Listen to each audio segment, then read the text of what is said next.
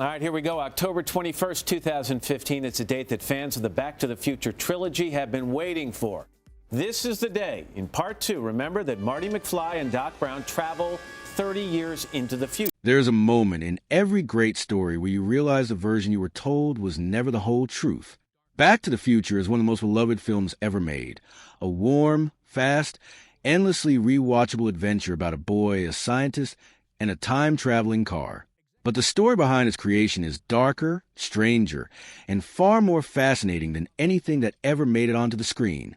Because the Back to the Future that audiences fell in love with was not the Back to the Future that was first imagined. It was a heavily sanitized, carefully reconstructed version of something much more unsettling. And the Hollywood machine worked very hard to make sure you never found out what it originally looked like. It started with a yearbook. Screenwriter Bob Gale was flipping through his father's old high school yearbook one afternoon when a genuinely strange question crossed his mind. What if you could go back in time and meet your parents as teenagers? Would you even get along with them? It was a small, quiet idea, almost philosophical. But when Gale brought it to his writing partner Robert Zemeckis, it caught fire between them. They began building a screenplay around it. The problem was that nobody in Hollywood wanted to touch it. For years through the early 1980s, the two writers carried their script from studio to studio, collecting rejection after rejection. More than 40 studios passed. Executives didn't know what shelf to put it on. It wasn't adult enough for the raunchy comedies ruling the box office. It wasn't simple enough to package as family entertainment. It lived in some uncomfortable space between genres that studios found impossible to market. Disney read it and walked away for a reason that went straight to the heart of the story. A teenage boy travels back in time, and his own mother, not knowing who he is, develops romantic feelings for him. Disney reportedly found that too uncomfortable for their audience and left without looking back. The rejections kept accumulating. Then Zemeckis directed Romancing the Stone in 1984. It became a hit, and suddenly Universal Pictures was willing to say yes. But by the time that green light arrived, the screenplay had already changed considerably from its earliest form, because what Zemeckis and Gale originally wrote was genuinely unlike anything that made it to screen. The first drafts carried none of the warmth or humor the finished film is remembered for. The tone was heavy and paranoid, saturated with the nuclear anxiety that defined daily life in early 1980s America. The time machine itself was not a sleek, cinematic DeLorean. It was described as something closer to a large, boxy appliance, cold and clinical and strange, sitting more comfortably inside a research laboratory than a Hollywood adventure. Everything about those early pages felt darker and more serious, and the ending made that unmistakably clear. In the versions Zemeckis and Gale first wrote, Marty does not race against a lightning bolt to get home. Instead, the climax takes place in the Nevada desert, where Marty positions himself at the site of a live nuclear bomb test, intending to harness the explosion's energy for his return journey. A teenager, a detonating nuclear device, a last-second race against annihilation. It was a kind of ending that made a brutal, brilliant sort of sense of the era it came from, a time when nuclear war felt less like fiction and more like a genuine Tuesday possibility. But it was terrifying, impossibly expensive to film, and unsettling in ways the studio could not make peace with. So it was cut. The refrigerator machine became a DeLorean. The Cold War dread was stripped back until only faint traces remained beneath the surface.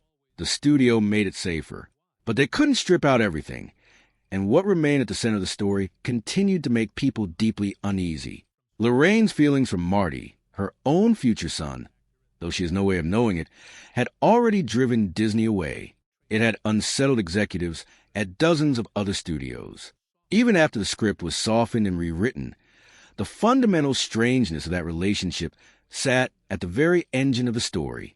Without it, the tension collapses. Without the tension, there is no film. So the filmmakers kept it, but wrapped it in enough comedy and momentum that audiences could follow without dwelling too long on what was actually happening beneath the surface. They trusted the pace of the movie to carry people through the uncomfortable parts before anyone had time to fully process them. It worked, but the discomfort never fully disappeared. It simply went quieter, buried under the music and the laughter and the adventure, doing exactly what was always supposed to do. Then there was the actor nobody talks about. Before Michael J. Fox ever set foot near a DeLorean, Another man had already been playing Marty McFly for weeks. His name was Eric Stoltz. Fox had always been the filmmaker's first choice. He had the energy and the likable, quick-witted charm the role demanded. But Fox was locked into his television commitments on Family Ties and couldn't make it work. So Stoltz was hired. He had recently delivered a deeply impressive, emotionally raw performance in Mask, and he was considered a genuine talent. Filming began. The cameras rolled. And then, slowly, the problem became impossible to ignore. Stoltz was playing Marty with the same internal gravity and dramatic weight he brought to his serious work. His version of the character was darker, quieter, inward.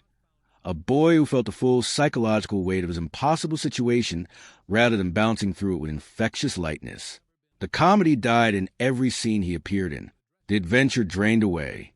What remained felt like a completely different kind of film, serious, cold, and disconnected from the spirit the story needed. The filmmakers faced a decision that almost never happens in Hollywood. Weeks of footage, millions of dollars spent. They replaced him anyway. Fox's schedule was renegotiated, and he was brought onto production under an arrangement that would have broken most people. Filming Family Ties during the day, driving to Back to the Future set to work through the night and on weekends, then doing it all over again the next morning. It was an extraordinary commitment. It produced a performance that made the film immortal. Stoltz's footage was ordered buried.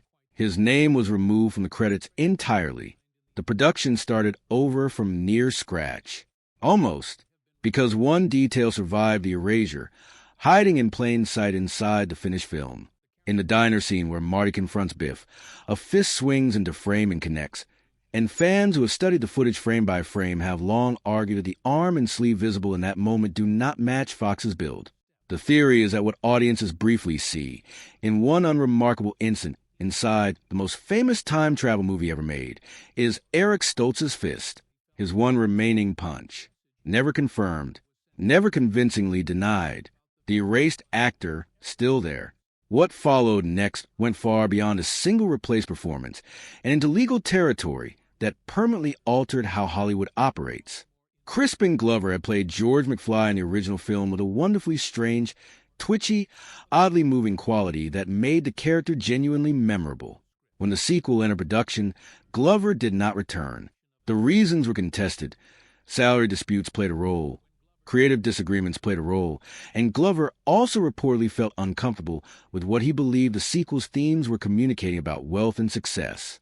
Whatever the precise combination, negotiations collapsed. Rather than rework the character's role, the studio hired a different actor and used prosthetic makeup reportedly based on Glover's own facial features to make him resemble the original as closely as possible. Audiences watching Part 2 were essentially looking at a reconstruction of an actor who had never consented to be in the film. Glover sued. The case that followed forced Hollywood to answer a question it had never been directly confronted with before. Does an actor own their own face? Can a studio legally recreate someone's appearance without their knowledge or agreement? The lawsuit settled. The Screen Actors Guild introduced new rules, specifically designed to prevent it happening again. It felt resolved. Then artificial intelligence arrived and made it possible to recreate any face with near-perfect accuracy at almost no cost. And every question Glover had forced into the open suddenly felt more urgent and more frightening than anyone had imagined it would. The third film brought a different kind of danger. Part 3 moved the story to the American Wild West and might have seemed like the most straightforward production of the trilogy. Open landscapes, train chases, a simpler setting requiring fewer complicated effects. But a scene in which Marty is hanged nearly ended everything. Fox performed the stunt himself. A rope was rigged around his neck in a way designed to look convincing while keeping him completely safe. Stunt coordinators had planned every detail carefully. The cameras rolled. Then something went wrong. The rope tightened in a way it was never supposed to. The hand Fox had positioned between the rope and his neck to protect himself slipped. The pressure became genuinely dangerous. He lost consciousness. It took a moment too long for the crew to register what was happening. By the time they cut him free, he had been unconscious long enough to terrify everyone present. He recovered. Filming continued. The incident was quietly kept away from the promotional campaign surrounding the film.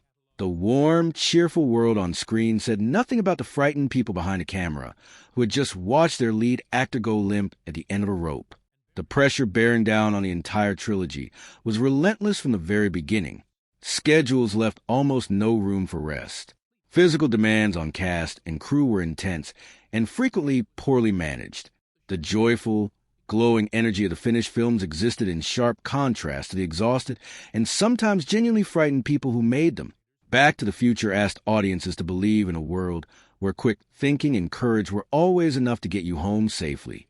Behind the cameras, the real world kept breaking through, and it left fingerprints, scattered throughout all three films, invisible to most viewers, but unmistakable once pointed out, are the traces of the chaos that produced them. The clock tower flyer that appears in multiple scenes changes between appearances. The wording shifts. Details rearrange themselves in ways the film's own logic cannot account for. The video camera Marty uses in 1955 captures footage from an angle his physical position makes completely impossible. Background extras appear in scenes set at different times and in different locations, the same faces showing up where they simply cannot be.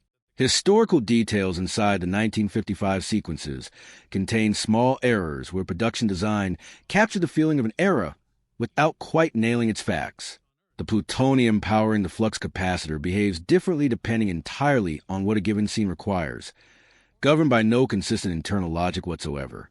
These are the cracks left behind by a production under extreme pressure, a film that changed so dramatically and so rapidly during its creation that not every alteration could be smoothed over before the final cut went out into the world. They are quiet reminders that what plays on screen as a seamless, joyful adventure was assembled from something far messier and more turbulent beneath the surface. Back to the Future endures because it is genuinely, undeniably wonderful. The warmth is real. The performances are irreplaceable. The adventure is earned.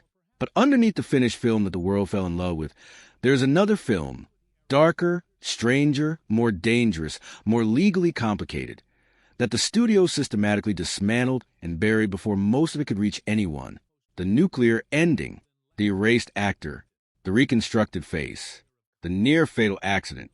Most of it stayed buried. Not all of it. The shadows of that other movie still flicker through the edges of the one audiences know. A fist that may belong to someone who was never supposed to be there. A discomfort that never quite disappears no matter how fast the story moves. A story that refused, even after everything the studio threw at it, to be completely erased. Because the truth has a way of surviving even the most determined attempts to bury it. And sometimes, if you know exactly where to look, you can still see it hiding in plain sight.